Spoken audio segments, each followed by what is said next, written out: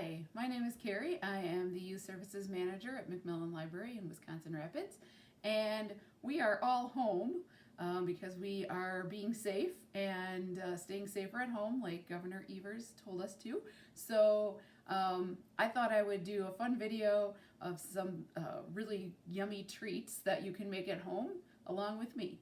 So today we are going to be making sour cream chocolate chip scones. Which are absolutely delicious and actually pretty easy to make too. So the first thing we want to do is make sure our oven is preset to 425. So we're going to put our oven on 425 degrees Fahrenheit and get that started so that we can, so that'll be heated by the time we're ready for our scones to go in the oven. The next thing we want to do is make sure that we have all of our ingredients and that we've got them all measured out and ready to go. So for our recipe today, it calls for 2 cups of all-purpose flour, which I've got measured out in this bowl. It also calls for a 1/4 cup of granulated sugar, which is what I've got here. 1 tablespoon of baking powder, make sure it's powder and not soda, totally different things, and a 1/2 teaspoon of salt. Those are the dry ingredients. Oh, I'm sorry, can't forget this dry ingredient. 1 cup and 1/4 of semi-sweet chocolate chips. That's the part that makes everything taste yummy. All right, so we also have our wet ingredients. This is 3/4 cup of sour cream. We have 1 large egg, and we have a teaspoon of vanilla extract. So, first thing we want to do is combine our dry ingredients. So we're going to add our 2 cups of all-purpose flour into our big bowl. And then we're going to add our sugar, our baking powder, and our salt. And so we've got all of our dry ingredients in our bowl now. We are going to whisk those together, make sure everything is well blended. All right, that looks pretty good. We'll set our whisk aside for now. We'll need that in a little minute. Then we're going to take our butter. So we've got, this is the one ingredient I forgot to tell you about earlier. We have got 6 tablespoons of very cold, unsalted butter, and I cut that into little chunks just to help incorporate it better into our dough. So we're going to put that right into our flour mixture. I have had it in the freezer for a few moments just to kind of keep it really cold. That's the secret of a good scone is really cold butter. So I'm going to use this pastry blender to blend in my butter. If you don't have a pastry blender, you can take 2 butter knives and you can use them like this to cut the butter in. It's a little bit more time consuming. I prefer the pastry blender, and since I have one, I'm going to go ahead and use that. So we're just going to kind of mush the butter into the flour, and you kind of have to clean it off once in a while. It gets stuck in those little blades. So we're just going to keep doing that for a minute, and we want to do that until the butter chunks are a lot smaller. They're going to almost blend right into our flour mixture. And they might be a little bit cold yet, so it might take me just a few more seconds than normal. But you see they're trying to, kind of get into that flour, and the butter is what makes the pastry nice and flaky and delicious. So yeah, make sure that that's incorporated pretty well before we move on to our next step. So I hope you all are having a lot of fun while you've been having some time off with your families. Hopefully you've been able to read some good books while you've been home. I don't know if you know, but the library does have online books that you can borrow. If you don't have a current library card from Macmillan Library, you can actually go to our website right now, and from our homepage there is a link that you can get a digital use card online. So one of our librarians is checking that all the time, every day. He checks it, and then he can issue you a card that you can use for all of our online things.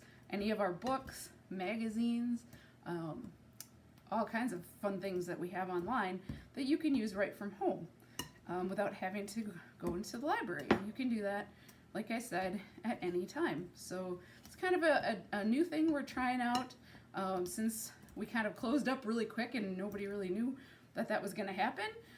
So a lot of people didn't have a chance to come in and get a card if they needed one. So if you need to renew a card or anything, or if you have any questions, please give us a shout out on our Facebook Messenger. I check that very regularly. And you know, if you have any questions or any comments, you can always make them there. So it looks like our pastry is pretty well blended now. The butter has gotten to little smaller chunks, kind of pea-sized. So what I'm going to do now is I'm going to add those chocolate chips. Yum! And we're just going to stir those in so they're coated in the flour mixture. All right, so there we are. Here's that. We're going to make a little well with our spatula right in the middle. It's like a little hole in the middle of that dough, which is where we're going to put our next ingredients in just a moment. So we're going to mix together our wet ingredients. So we've got our 3/4 cup of sour cream. Put that into this bowl. Make sure you get all the goodness out of there. All right. And we're going to put our egg in and our vanilla extract. So what we're going to do, put these in the sink, do those dishes later. So I'm going to whisk these together, make sure they're nicely mixed. Once we put the wet ingredients into the dry ingredients, we're not going to mix it up very much. So we want to make sure everything is mixed together before it goes in to the dry ingredients. All right, everything looks pretty well mixed up. Put this in the sink. All right, so see the little hole we have there? We're gonna put our wet ingredients into that little hole. Don't worry if you get it a little outside the hole, that's fine. So we're gonna get those put in there together. All right. And we're just very carefully going to combine the two, the wet and the dry ingredients. We're gonna just make sure they get all mixed up together nicely. Don't want to mix it too much. The more you handle it, the tougher the dough becomes. So we want to just mix it as much as we need to. That looks pretty good. Still a lot of flour in there, but once we get our hands in there, that will come together pretty nicely. So what I'm gonna do is I've got some extra all-purpose flour in my container, and I'm going to dust my counter with quite a bit of flour. So you don't want anything sticking to your counter. All right, so we dusted that. Then what we're gonna do is we're gonna get our dough out of the bowl and onto the countertop. Ooh. Let's see if we can get this to come together. All right, so we're gonna get it to come together into some sort of shape here, maybe. Let's hope.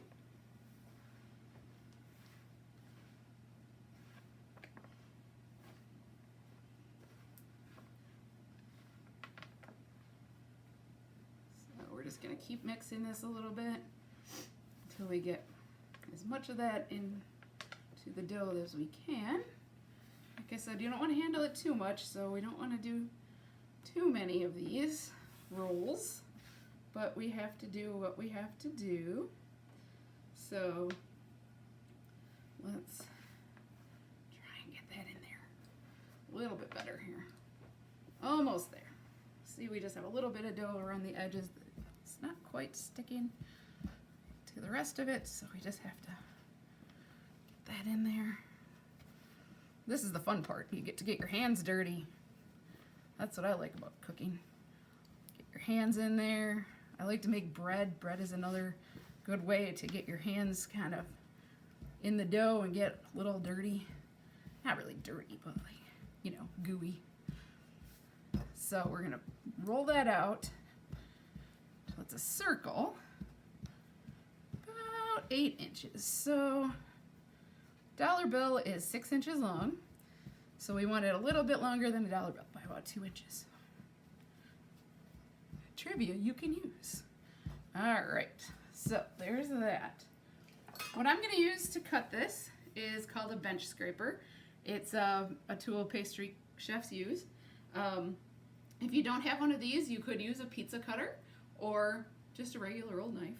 Will do just fine. So what I'm gonna do is I'm gonna cut it like a pizza. I'm gonna cut it into 8 triangles. Just like so. All right, so we have our 8 triangles. What we're gonna do is take our triangles separately and place them onto our baking sheet, one at a time. Come on, there we go. We're gonna keep them apart from each other. You don't want them right on top of each other.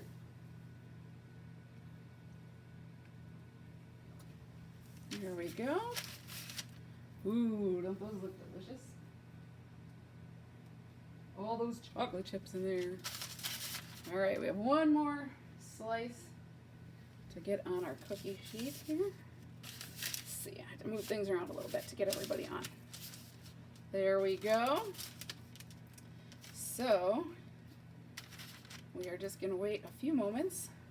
I'm gonna wash my hands. While I'm washing my hands, we're gonna wait for the timer to go, or the oven to finish heating.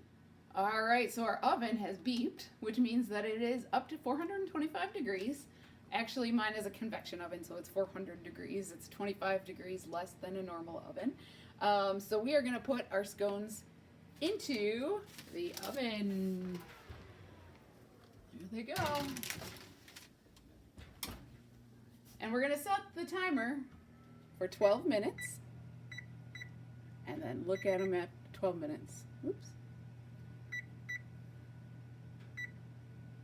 There we are. So while the scones are in the oven, what I have been doing is cleaning my workspace. So I cleaned off my countertop. I did some of the dishes, put the rest of them in the dishwasher. That's a very important part of cooking, is cleaning up. So you want to make sure to always help with that, because you can't just leave everything just laying all over the place, right? So we're gonna check on our scones here. We've got about 8 seconds until those have reached the 12-minute point. So we're gonna check and see what they're looking like. See if they are done. My oven cooks usually fairly quickly, so I'm going to say they probably are. Ooh, look at those. They're pretty. They do have some brown on them. They're not quite as brown as I might like them, so I'm going to put them back in the oven for just a few more minutes and check them in a few minutes. Back in the oven.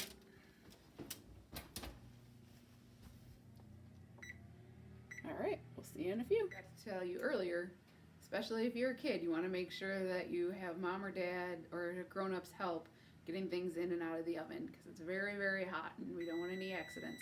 We also always want to use our oven mitts. So our timer has gone off again after putting it in for another 2 minutes. We're going to have a look and see what we've got. Ooh, those look so good. I wish you could smell these right now.